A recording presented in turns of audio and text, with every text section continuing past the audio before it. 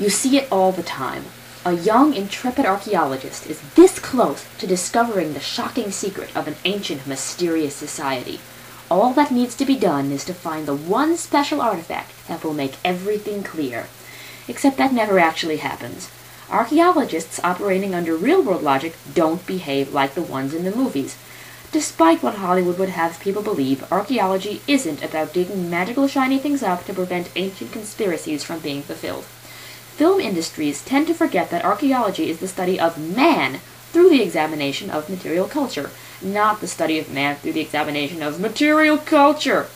But why are these portrayals so different? Why does Hollywood focus almost exclusively on digging above all other archaeological methods, and even above the other activities that go into an archaeological excavation? Why does Hollywood dehumanize the cultures it portrays by focusing on the artifacts themselves over the people who made and used them, essentially removing the human aspect from the study of man? And why do archaeological films portray every single artifact as the key to unlocking some sort of monumental, world-destroying mystery? Simply put, the movie industry exists to entertain its audience, and it can't sell tickets, DVDs, Blu-rays, or what have you, by alienating its customer base, by boring them to death with the intricacies of the archaeological process. It also can't remind them of human mortality, because that's a very uncomfortable subject in this culture. Nor can Hollywood erase the lines of good and evil ingrained in our culture by drawing attention to the similarities between people of the past and present. So let's unpack these tropes, starting with perhaps what is the most innocent, the excavation bias. Movies about archaeology tend to focus on the digging aspect of archaeological excavations above all else. The artifacts themselves are treated as prizes waiting to be uncovered, or snatched up by the archaeologist in question. But this depiction glosses over the fact that, while real-life excavations are quite fun, they're a very small part of the archaeological process, and they also contain a lot of practices that the public finds very boring. In between the exciting parts of archaeological excavations, real archaeologists have to make scale drawings and scale level plans, and write reports that summarize said scale drawings. They also have to engage in survey, whether on foot or with remote sensing tools. Then they have to write responses to articles that they've been writing and reading. Then they have to clean and screen their artifacts. They don't come out of the ground as shiny as they do in films, you know. Following the cleaning and screening, some artifacts go through flotation samples. These are the artifacts like seeds and berries, not very glamorous, but don't forget to write reviews of articles that your peers have written. Following that, the underbrush needs to be cleared, so excavation can actually proceed. Don't you realize that you have to write a thesis? Then you have to sort all your artifacts by bag, and by type. It's a lot of writing and research, and that's not exciting. And don't get me started on cataloging. Can you imagine the exciting blockbusters that would result from a curatorial film?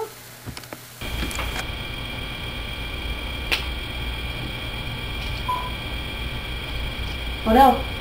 Oh no! Oh no, this is terrible! The V-72! It's not dry! It's not dry! I won't be able to label you! Oh wait, no, not. Now it's dry. Oh. Silly me. I somehow doubt that will be a blockbuster. But Hollywood seems to forget that archaeologists are expected to present their findings to the community in an understandable and logical manner.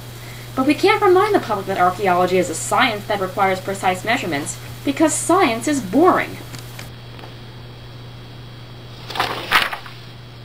You lied to me. While this emphasis in the media on edge-of-your-seat action can be excused as a need to entertain the public, the focus on the almighty artifact above all else is a bit more problematic. This removal of the human aspect of archaeology from the public eye can in fact be linked to more pressing social issues. So let's look at why only certain types of artifacts feature prominently in films dealing with archaeology. Often, artifacts movie archaeologists deal with are religious in nature, made of materials we find valuable today, and are located in hard-to-reach places. It's not often that you see an intrepid film archaeologist questing for potsherds, but why is this? If you think about it, if films concern themselves with the recovery of everyday objects, and a discussion of the people who use them, that draws attention to the fact that people of the past were a lot like people today. If they all died and left behind artifacts from their daily lives, that means one day we'll all be dead and forgotten, save for the things that we use. Generations will come and go, and soon everyone we ever know will be dead. No one will remember us, and even the scientists of the future will most likely come to very erroneous conclusions if they even find the things we used, either due to a sampling bias or a poor preservation environment, or the simple fact that human idiosyncrasies are remarkably hard to discern in the archaeological record. So even if we do leave artifacts behind, it's entirely possible that no one will ever really know about who we were or what we like to do. And frankly, the idea that our lives, as important as they are to us, will be forgotten in a relatively short amount of time is a very frightening concept. And bleak though it is, it's entirely true. But it's not the kind of thing that sells. If the media were to portray archaeology as it actually is, well, suffice it to say that public reaction would be rather mixed. At best. Even in academia, it's been well documented that archaeology is a great way of highlighting the inevitability of human mortality. But we live in a society that likes to disguise that fact and pretend that death only happens to the unfortunate few, but not to us. So, rather than remind the public of the ultimate futility of human life, movie makers focus on the artifacts themselves. They're treated like they just appeared out of thin air, all-powerful objects that are foolishly used by the poor sods of ancient society who didn't know what they were messing with. And this narrow focus distances the people of the past from those of the present, allowing moviegoers to walk out of theaters happy that the good guy archaeologist defeated the evil ancient civilization. But that's a problem in and of itself. If all artifacts in film are powerful ancient engines of destruction, what does that say about the cultures of the past? Aren't foreign cultures in general? Why is it that every time an archaeologist on film finds something, it either can destroy the world or save it? Can there be no admittance on the part of filmmakers that people go through their lives using a large amount of stuff? Let's put it this way. We've got an ancient society in a film, and it just happens to subscribe to a religion that predicts the cyclical destruction of the world every now and again. So that must mean that the entirety of these people's lives is devoted to being mindless agents of evil, plotting to overthrow mankind. They didn't eat dinner or tame cattle or make baskets. No, they're defined entirely by that one central artifact, and this is both absurd and dehumanizing.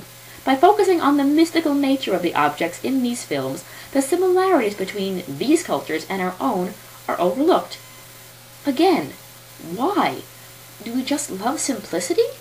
Or is it a little more axiomatic of the fact that we only know good guys or bad guys? The thought of just plain humans, gray though they may be in morality, never occurred to us. Is that why the archaeology depicted in film is almost entirely unrecognizable to the archaeology practiced in the real world every day? In the movies, it's sadly a foregone conclusion that the ancient mystery will be solved by the intrepid archaeologist. The world will be saved, and the archaeological hero can close the book on the ancient society of the day. But archaeology isn't that kind of field. There are no cut-and-dry answers in this field. It's impossible to know everything about the past, and that's fundamentally disturbing, much as it is to face our own mortality. But above all, the film industry can't shoot itself in the foot by reminding the public of this. So in the end, the hero defeats the Nazis, or the ancient evil culture, or the magical lizard people, with no hope of them ever coming back. Unless, of course, a sequel is in the works. But by dealing exclusively with world-changing events, film archaeology renders the societies of the past interchangeable, dehumanized by being slapped with a generic label, bad.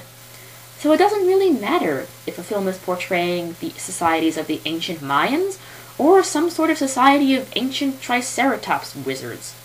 It doesn't matter what the daily lives of people were like in the past, it's just what matters that they happened to come across a force of unimaginable power, and now it's up to the modern hero to put a stop to the mistakes of the past. It's as though the public has to judge everything, and is incapable of taking in knowledge for its own sake. Ah, but that would again be science, and apparently science is still boring. I I've had it with you! So why emphasize the almighty artifact in film archaeology? Well, it's simpler to entertain that way. It's simpler to dehumanize artifacts to avoid making the public think. It's easier to present information in a way that reinforces complacent behavior.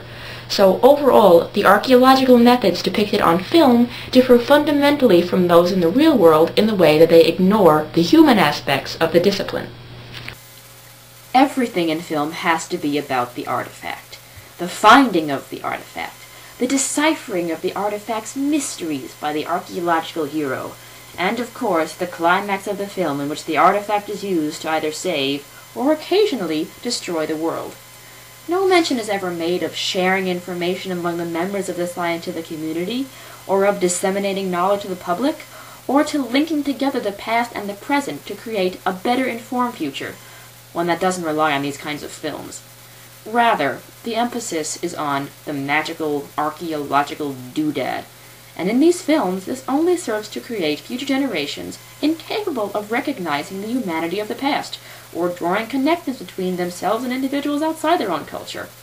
Ultimately, the public wants to be entertained in a manner that reinforces complacency, and the film industry nicely serves that need. It's not just the job of Hollywood to make people think. If it was, would we even listen?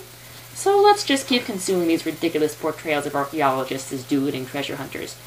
But don't be offended when the future film industry portrays you as evil. They could be right. What is this?